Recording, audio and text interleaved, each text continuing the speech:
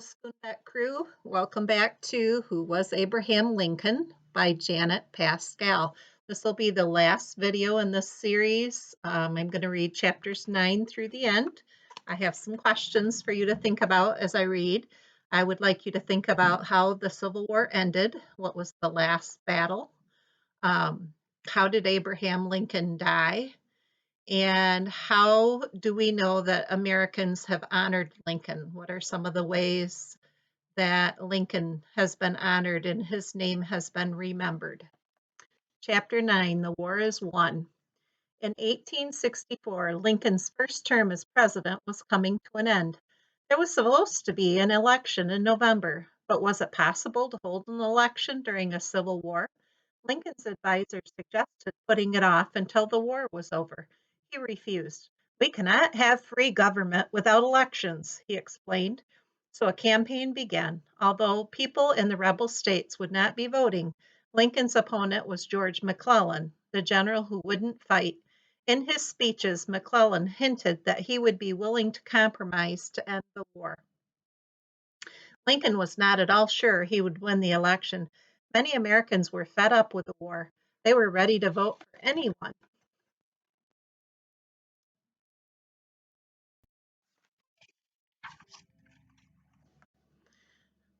Who promised a quick end.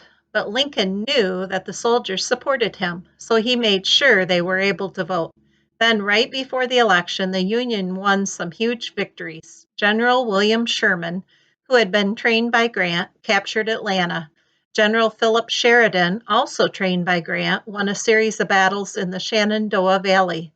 And Grant himself was close to taking the Confederate capital at Richmond, Virginia. With faith in the war restored, the voters elected Lincoln to a second term. By the beginning of 1865, the end of the war was finally in sight. On March 25th, Grant's army captured Richmond. Then he cornered the troops of General Robert E. Lee, the leader of the Confederate Army. Lee had no choice. On April 9, he surrendered his army to Grant at Appomattox, Virginia. For all practical purposes, the Civil War was over.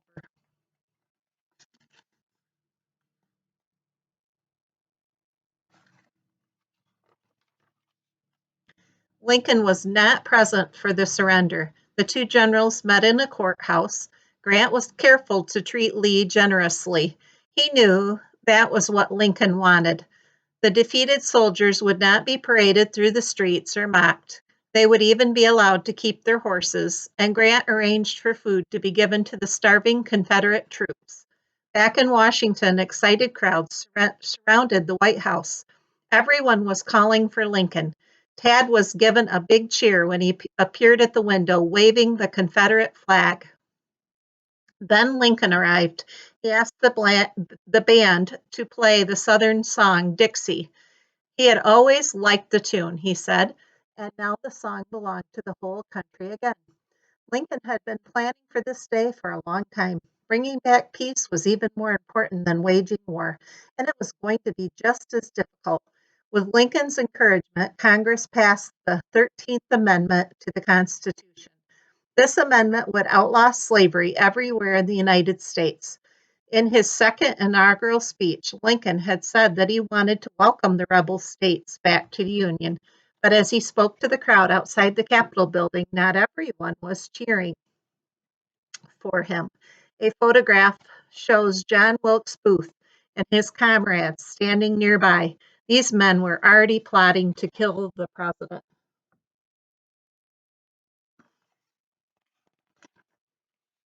Booth was a successful actor. Some people called him the handsomest man in America. He was devoted to the Confederacy and believed slavery was not just good for white people, it was even good for black people.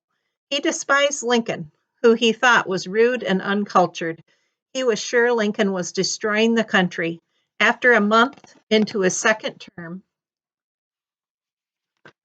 Lincoln had a terrible dream. In it, he walked into the White House and saw himself lying dead in a coffin. He asked a guard what had happened. The guard said he was killed by an assassin. 3 days later, on April 14, 1865, Lincoln went to the comedy at Ford's Theater. with his wife and some friends. He and Mary wanted to relax and enjoy themselves. That afternoon, he had said to her, "We must both be more cheerful in the future." At the theater, Lincoln sat in a rocking chair and Mary hung on his arm and flirted with her husband.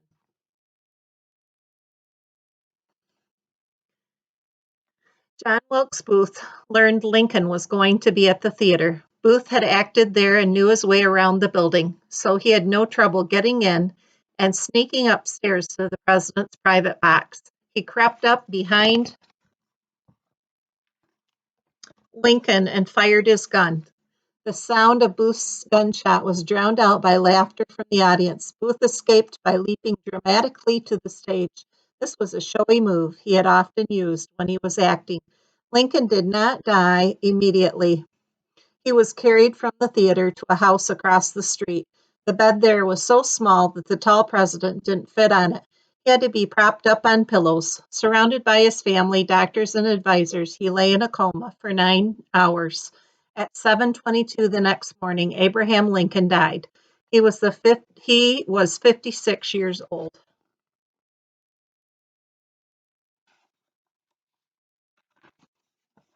Chapter 10: Farewell to the President.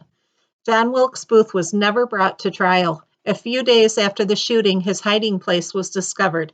He was shot to death trying to escape. Booth thought he'd done what was noble and heroic. However, all over the nation, people mourned the dead president. Clocks were stopped to mark the moment of his death. Millions came to Washington, D.C. to pay their respects. Then Lincoln's body was put on a special train back to Springfield. That was where he would be buried.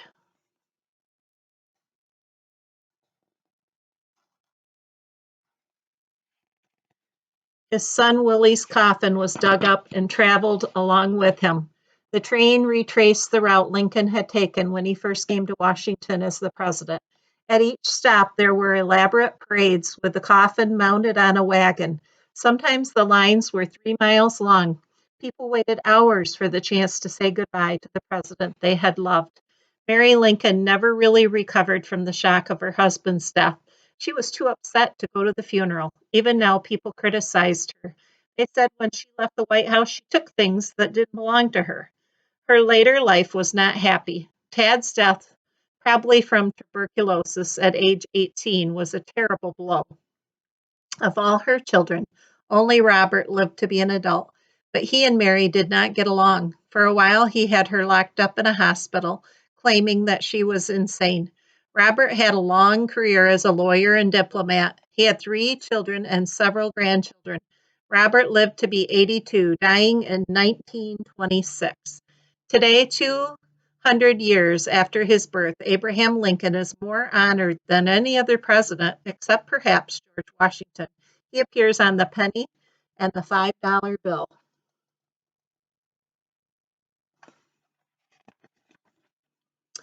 He has a monument in the nation's capital. His face is carved on Mount Rushmore. Many cities, several mountains, 5 national parks, and 19 counties have been named after him. Hundreds of books have been written about him. He is remembered along with Washington on President's Day.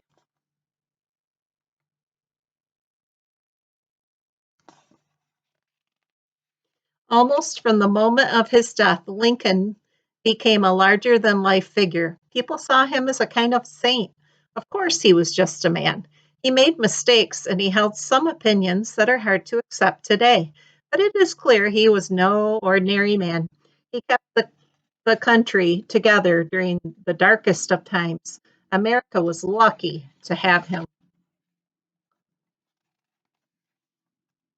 This is inside the Lincoln Memorial. You see a statue of him.